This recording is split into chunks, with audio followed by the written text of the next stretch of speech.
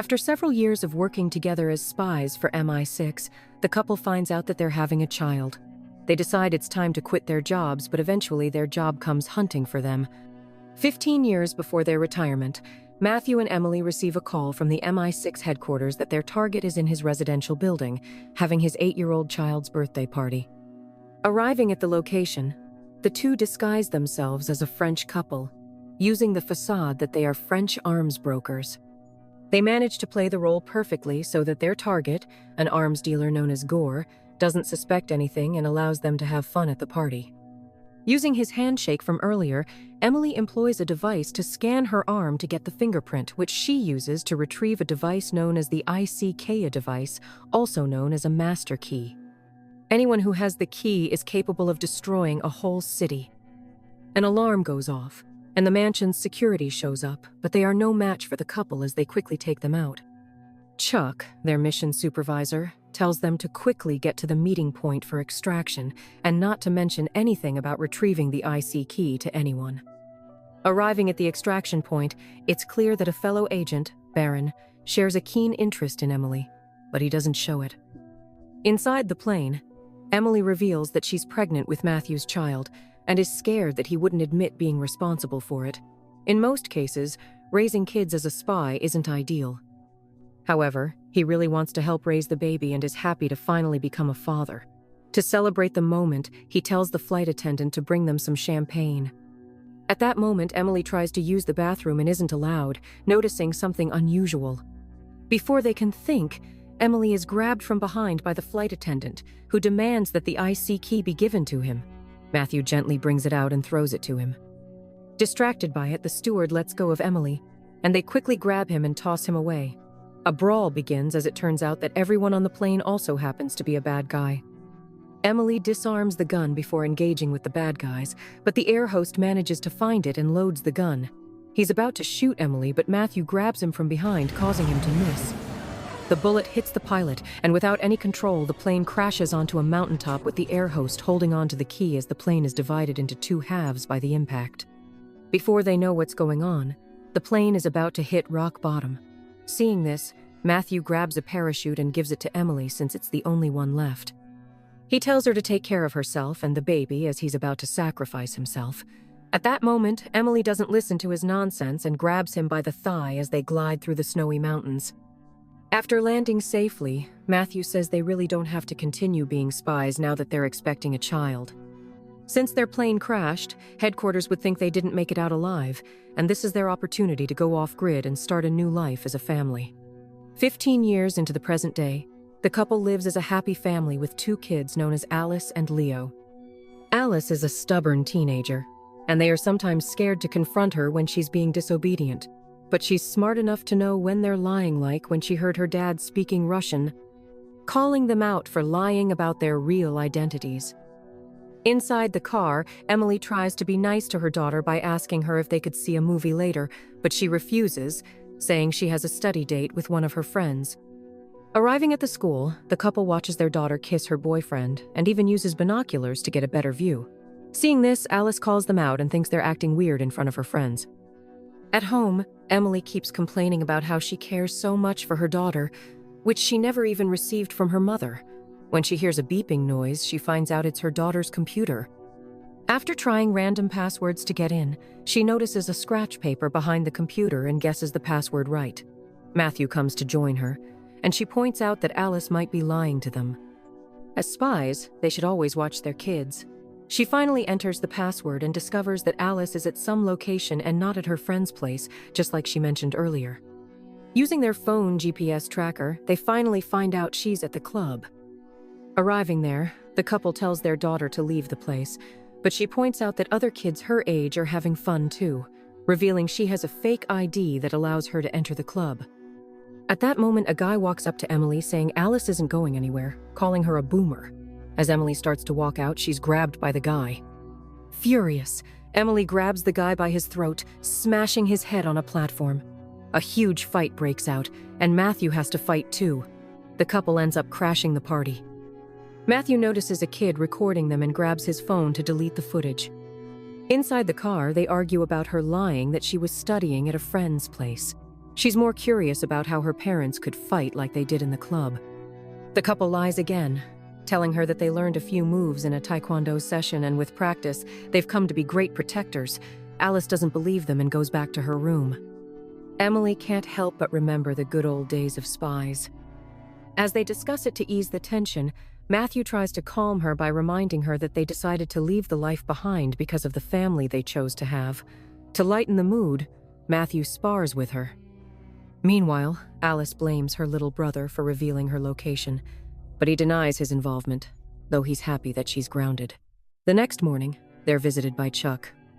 Matthew is shocked to see him, and he reveals that he was able to find them through an online video of them beating up some men in a nightclub. He also shares that Baron, one of their colleagues, was the one who set them up and works with Gore.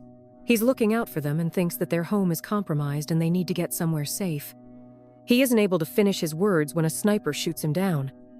At that moment, some mercenaries join the fray and shoot sporadically at them.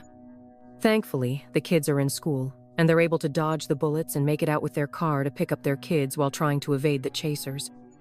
Matthew reveals he's with the key and didn't actually give the host the right key during the plane incident. He reveals he hid it in Emily's mom's house in England. Emily is understandably not fine with the fact that he hid everything from her.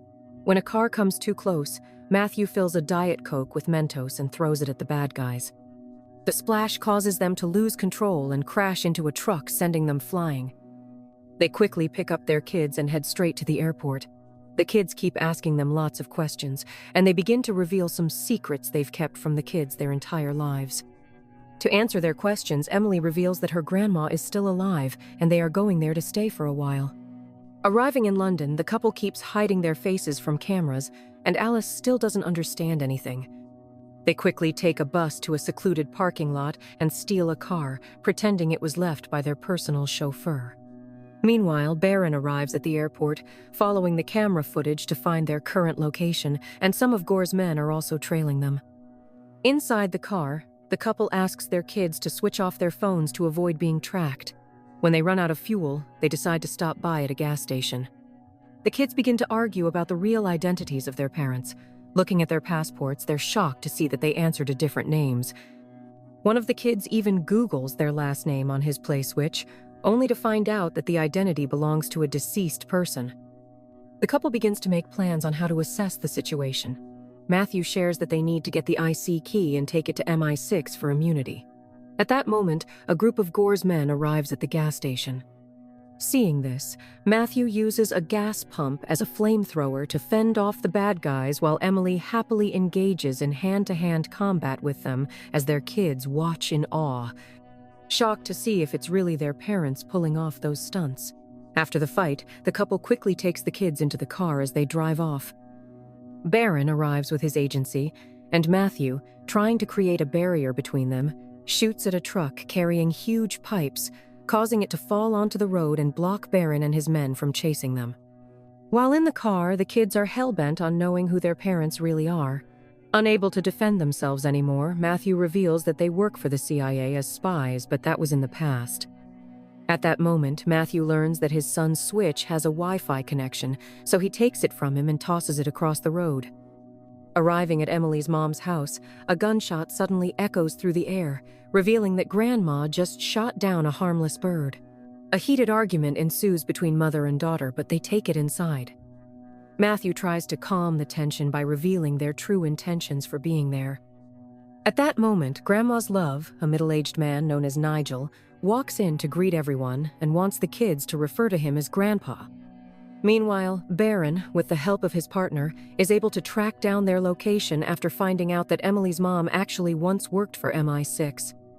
Nigel takes the kids to his special room, where he tries to show Leo his school stuff, pointing out that he also writes computer code, trying to impress the kids. Matthew finally reveals to Grandma that he hid the key in his compound and only came for it.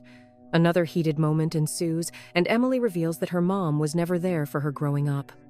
Grandma fires back, saying her daughter hates her, while Alice secretly overhears the conversation and leaves afterward so they don't notice her presence.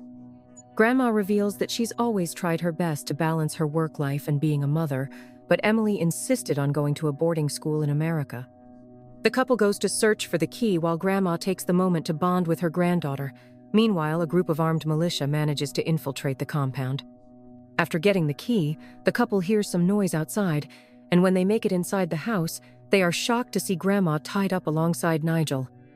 They quickly cut her loose, but in the process, they get surrounded by Chuck's men. They're shocked that he's still alive since they watched him get killed by a sniper. He reveals that during that time he visited them, the sniper they used was fake. Everything so far played out fine because he actually wanted them to bring him to the key because he always knew they had it. He also shares that after 15 years of their vanishing, the agency blamed him for losing the key, and he was fired. In the process, he lost everything, and now he's about to sell the key on the black market in hopes of getting everything back. Meanwhile, a group of armed men checks on Grandma and thinks she's still tied up. She's able to sneak around without being noticed and takes them out with a tranquilizer. When another armed man shows up, she fights him and a gun goes off, hitting Nigel in the arm. Using the distraction, the couple quickly disarms some men. But Chuck tells his men to bring the kids along as hostages, warning the couple not to do anything stupid unless they want to harm their children. They are then knocked out from behind. They wake up to Grandma, and they check the CCTV camera to find some clues. Thankfully, Leo is able to disclose that he still has his thumb ring on. With this, they are able to track the location where they're being held. It turns out Chuck is trying to sell the key to the highest bidder since Gore hasn't paid him for recovering it. So Gore sends out his men to retrieve it. Chuck starts by showing the capabilities of the key. With the help of his computer genius, he's able to shut down the power throughout the whole city by merely pressing some buttons, even opening the water barrier that's only controlled by the state's naval officers. Seeing this, the buyers begin to bid. Meanwhile, the couple makes it to the building, only to find guards protecting the entrance, so they have to fight like crazy to defeat them all. The bid ends, and the key is sold for $250 million. Baron finally makes it to the building and reveals to the couple that they know it's Chuck behind all this and want to take him into custody, but they have to work together. They find Chuck, and he runs out of the building with the couple chasing after him. Chuck calls his team to take the kids to the boat while he takes off with them. On the road, they're stopped by Gore's men, pointing a gun at them, demanding for the key. The couple says they're obviously not with it. At that moment, a sniper dot shows up on one of the guys' faces, and it's revealed that the shooter is none other than Emily's mom. With this, Gore's men surrender, and they take their bikes and chase after Chuck, who's already driving off on a boat with the kids. Meanwhile, some of Gore's men receive a call that they escaped, so another group chases after the couple on a bike. But after making a quick turn, the riders end up in a dumpster, while Emily pushes her pursuer onto a platform that causes him to crash. Emily manages to find a boat and chase after Chuck while Matthew joins in afterward. One of Chuck's men controlling the key is asked to join them. Nigel can't stand by and do nothing after seeing Chuck's men, so he drives with speed to crash onto the car, causing the driver to lose consciousness. He goes in and tells Grandma that he got the key, and she tells him to try and close the barrier. But since he lied on his resume during the job interview and has no idea what's being displayed on the computer's UI, he starts to panic and ends up pressing some random buttons that return error codes. Meanwhile, Emily makes it to the boat, and Chuck's men try to fight them, but they are easily knocked down and thrown into the water. Nigel shockingly presses some random buttons on the computer, and the barrier suddenly starts to close. Seeing this, the family begins to jump into the water. When Chuck tries to hold them back, Matthew, with the help of his wife, they punch him back as they jump into the water. Before Chuck can recover, it's already too late for him as the boat crashes into the barrier. The family is finally safe in America.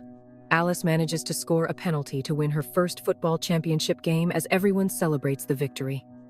Alice reveals to her mom that she would love to go see a movie with her, and Nigel promises Leo that he will teach him everything he needs to know about being a spy.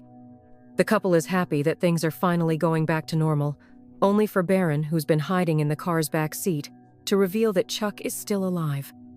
Emily needs a partner to join the fight, but it won't be Matthew.